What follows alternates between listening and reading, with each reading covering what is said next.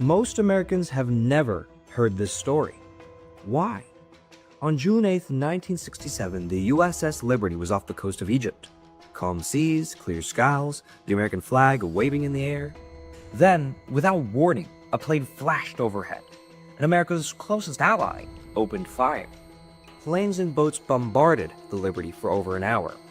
Torpedoes, fires, even the lifeboats were shot to shreds. 34 Americans killed, 171 wounded. That's 2/3 of the crew. The deadliest attack on a U.S. ship since World War II. And it was done by Israel. Survivors say they were pushed to stay quiet, despite what to them felt like overwhelming evidence that something else was going on. A cover-up, they feared, was happening the second the first weapon was shot.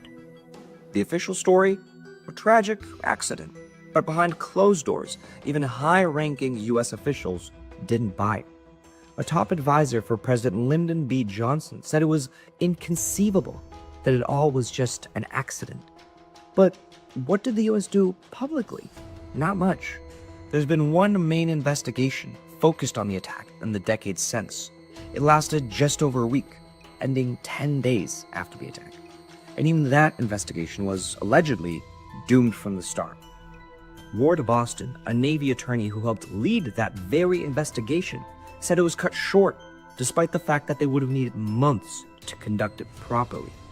He said they actually believed the attack was deliberate, but they were directed to rewrite parts of their findings and to not speak of the attack again.